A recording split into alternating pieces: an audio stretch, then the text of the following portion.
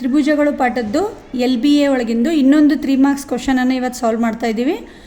ಏನದ ಪ್ರಶ್ನೆ ಅಂದ್ರೆ, ಚಿತ್ರದಲ್ಲಿ ABCD ಒಂದು ಸಮಾಂತರ ಚತುರ್ಭುಜವಾಗಿದ್ದು P ಬಿಂದುವು ABಯನ್ನು 2:3 ಹಾಗೂ Q ಬಿಂದುವು DCಯನ್ನು 4:1 ಅನುಪಾತದಲ್ಲಿ ವಿಭಾಗಿಸಿದರೆ OA = 2 × OC ಎಂದು ಸಾಧಿಸಿ ಅಂತ ಹೇಳಿದ್ದಾರೆ.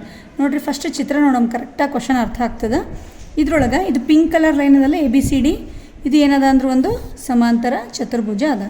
ಈ ಸಮಾಂತರ ಚತುರ್ಭುಜದಲ್ಲಿ P ಬಿಂದುವು ಇಲ್ಲದ ನೋಡ್ರಿ, P ಬಿಂದುವು AB ರೇಖೆಯನ್ನು ABಯನ್ನು 2:3 ಪ್ರಮಾಣ ಒಳಗೆ ವಿಭಾಗಿಸ್ತಾ ಇದೆ. ಮತ್ತೇನು ಕೊಟ್ರ, Q ಬಿಂದುವು ಇಲ್ಲದ Q ಬಿಂದುವು DC ರೇಖೆಯನ್ನು 4:1 ಪ್ರಮಾಣದಲ್ಲಿ ವಿಭಾಗಿಸ್ತಾ ಇದೆ. ಇದನ್ನು ಬಳಸ್ಕೊಂಡು ನೀವೇನು ಮಾಡಬೇಕು ಅಂದ್ರೆ, ಇದು OA ಲೈನ್ ಅದಲ್ಲ, ಕೀ ಲೈನ್, OA ರೇಖೆ OC ಇದು 2ರಷ್ಟು ಇರ್ತದೆ. OA = 2 × OC ಅಂತ ನಾವು ಸಾಧಿಸಿ ತೋರಿಸ್ಬೇಕಾಗ್ತದೆ. ಓಕೆ, ಪ್ರಶ್ನೆ ಅರ್ಥ ಆಯ್ತಲ್ಲ?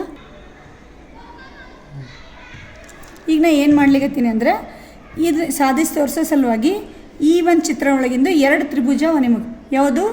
OAP, ಇದು ಒಂದು ತ್ರಿಭುಜ ಅದ. ಇನ್ನೂ ಒಂದು QOC, ಇದು ಒಂದು ತ್ರಿಭುಜ ಅದ. ಈ 2 ತ್ರಿಭುಜಗಳು ತೊಗೊಲಿಕತ್ತೀನಿ. ತ್ರಿಭುಜ OAP ಅಂದರೆ ಇದು, ಮತ್ತು ಇನ್ನೊಂದು ತ್ರಿಭುಜ OQC. ಈ 2 ತ್ರಿಭುಜ ಒಳಗೆ ಏನು ಸೇಮ್ ಅದ ಅಂತ ಹೇಳ್ತೀನಿ. ಈಗ ನೋಡ್ರಿ, ಇದು ಸಮಾಂತರ ಚತುರ್ಭುಜ ಅದ. ಸಮಾಂತರ ಚತುರ್ಭುಜ ಇದ್ಮೇಲೆ ಇದು AB ಬಾಹು ಮತ್ತು DC ಬಾಹು ಒಂದಕ್ಕೊಂದು ಸಮಾಂತರ ಇರ್ತಾವೆ. ಆ ಸಮಾಂತರ ರೇಖೆಗಳಿಗೆ ಈ ಲೈನ್ ಕಟ್ಟಾಗ್ಲಿಕ್ಕತ್ತದ. ಇದಕ್ಕೆ ನಾವು ಛೇದಕ ಅಂತ ಹೇಳ್ಬೋದಾ? ಇಲ್ಲಿ ಉಂಟಾದಂಥ ಕೋನ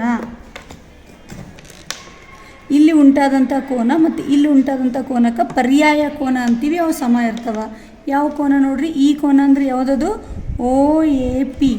ಕೋನ OAP = ಇದು ಮೂಲಿದ ಕೋನ ಯಾವುದು? OCQ. ಸಮ ಅವ 2. ಯಾಕೆ ಸಮ ಅಂದ್ರೆ ಎಂಥ ಕೋನಗಳಿರ್ತಾವ? ಪರ್ಯಾಯ ಕೋನಗಳು ಇರ್ತಾವ. ಸೊ ಪರ್ಯಾಯ ಕೋನಗಳಾಯಿತು. ನೆಕ್ಸ್ಟ್ ಈ ಕೋನ ನೋಡ್ರಿ, ಈ ಕೋನ ಮತ್ತು ಈ ಕೋನ ಎದುರ ಬೆದ್ರೆ ಇರ್ತಕ್ಕಂಥವು. ಅಂದರೆ 2 ರೇಖೆಗಳು ಒಂದಕ್ಕೊಂದು ಕಟ್ಟಾದಾಗ ಈ ಬಿಂದುವಿನಲ್ಲಿ ಎದುರ ಬಿದ್ರೆ ಇರ್ತಕ್ಕಂಥವು ಶೃಂಗಾಭಿಮುಖ ಕೋನಗಳು ಅಂತೀರಿ. ಶೃಂಗಾಭಿಮುಖ ಕೋನಗಳು ಸಮ ಇರ್ತವೆ. ಈ ಕೋನ ಯಾವುದಿದು? AOP. ಕೋನ AOP = ಕೋನ QOC. ಇವೆರಡು ಕೋನಗಳು ಭೀ ಸಮ ಇರ್ತವೆ. ಯಾಕಂದರೆ ಇವು ಎಂಥ ಕೋನಗಳು? ಇವು ಶೃಂಗಾಭಿಮುಖ ಕೋನಗಳು. ಯಾವುದೇ 2 ತ್ರಿಭುಜದಾಗ 2 ಕೋನಗಳು ಸಮ ಅಂದರೆ 3ನೇ ಕೋನ ಕೂಡ ಸಮ ಇರ್ತದೆ. ಯಾಕಂದ್ರೆ ಮೊತ್ತ 180 ಡಿಗ್ರಿ ಇರ್ತದಲ್ಲ, ಹಾಗಾಗಿ ಈ ಕೋನನೂ ಸಮ ಇರ್ತದೆ. ಇದು ಯಾವುದಿದು? APO = OQC. ಈ 2 ಕೋನಗಳು ಕೂಡ ಸಮ ಆಗ್ತವೆ. ಈ 2 ತ್ರಿಭುಜ ಒಳಗಿಂದು 3 ಕೋನಗಳು ಸಮ ಇರೋದ್ರಿಂದ ಇವೆರಡೂ ತ್ರಿಭುಜಗಳೇನಾಗ್ತವೆ? ಸಮರೂಪಿ ತ್ರಿಭುಜಗಳಾಗ್ತವೆ. ಯಾವ 2 ತ್ರಿಭುಜ? ತ್ರಿಭುಜ OAP ಸಮರೂಪಿಯಾಗಿದೆ. ತ್ರಿಭುಜ OQC ಎರಡು ಏನಾಗ್ತವೆ ಅಂದ್ರೆ ಸಮರೂಪಿ ತ್ರಿಭುಜಗಳು ಆಗಿರ್ತವೆ. ಈಗ ಈ 2 ತ್ರಿಭುಜಗಳು ಸಮರೂಪ ಅಂತ ತೋರಿಸಿದ್ರಿ. ಸಮರೂಪ ಇದ್ದ ಮೇಲೆ ಅವುಗಳ ಅನುರೂಪ ಬಾಹುಗಳು ಸಮಾನುಪಾತ ಇರ್ತವೆ. ಸೊ ಅನುರೂಪ ಬಾಹುಗಳು ತಗೋತೀನಿ. ಈ ತ್ರಿಭುಜ ಒಳಗೆ OA ಬಾಹು ತಗೊಂಡಂದ್ರೆ ಇದಕ್ಕೆ ಅನುರೂಪವಾಗಿರೋದು ಆ ಕಡೆ ಯಾವುದಿರ್ತದೆ? OC. ಯಾವುದಿರ್ತದೆ? OC ಇರ್ತದೆ. ಮತ್ತು ಈ ತ್ರಿಭುಜ ಒಳಗಿಂದು AP ಬಾಹು ತೊಗೊಂಡಂದ್ರೆ ಈ ತ್ರಿಭುಜ ಒಳಗಿಂದು AP ಬಾಹು ತೊಗೊಂಡಂದ್ರೆ ಈ ತ್ರಿಭುಜ ಒಳಗಿಂದ ಯಾವ್ದು ತೊಗೋಬೇಕು? CQ ತೊಗೋಬೇಕು. ಇಲ್ಲಿ AP = ಈ ಕಡೆ CQ. ಅಂದರೆ 2ರದ್ದು ತ್ರಿಭುಜಗಳು ಸಮಕೋನೀಯವ, ಸಮರೂಪವ ಅಂತ ತೋರಿಸಿರಿ. ಹಾಗಾಗಿ ಅವುಗಳ ಅನುರೂಪ ಬಾಹುಗಳು ಸಮಾನುಪಾತ ಅಂತ ಬರ್ಕೊಂಡಿನಿ. ಈಗ ಏನು ಮಾಡ್ತೀನಿ ಅಂದರೆ, ಈ ಕಡೆಯಿಂದ ಅಷ್ಟೇ ಬರಿತೀನಿ. OA = OC ಅಷ್ಟೇ ಬರಿತೀನಿ. ಈ ಕಡೆ ನೋಡ್ರಿ, AP ಅಂದರೆ ಈ ಭಾಗ, ಇದಿಷ್ಟೇ Aಲಿಂದ P ತನಕ. ಅವ್ರು ಪ್ರಮಾಣ ಕೊಟ್ಟರೆ 2 ಪ್ರಮಾಣ 3 ಅಂದರೆ AB ಎಷ್ಟದ? 2 + 3 ಎಷ್ಟಾಗ್ತದೆ? AB 5 ಆಗ್ತದೆ. 5ನೇಯ 2ನೇ ಭಾಗ ಇದು ಇರ್ತದೆ. ಹಾಗಾಗಿ ಏನು ಬರಿಬೋದು? AP ಬದಲಿ ಎರಡನೆಯ 5 ಎ ಬಿ ಎಷ್ಟದ ಟೋಟಲ್ಲ ಅದ್ರದ್ದು ಎರಡನೇ 5 ಭಾಗ ಅನುಪಾತ ಕೊಟ್ಟಿರ್ತಾರಲ್ಲ ಅದಕ್ಕೆ ಬರಿತೀವಿ. ನೆಕ್ಸ್ಟ್ ಏನು ಬರಿತೀನಿ ಇಲ್ಲಿ ಸಿ ಕ್ಯೂ ಅದ. ಸಿ ಕ್ಯೂ ಅಂದ್ರೆ ಇದು ಟೋಟಲ್ 4 + 1 ಇದನ್ನು 5 ಆಗ್ತದೆ, ಇದನ್ನು 5 ಆಗ್ತದೆ.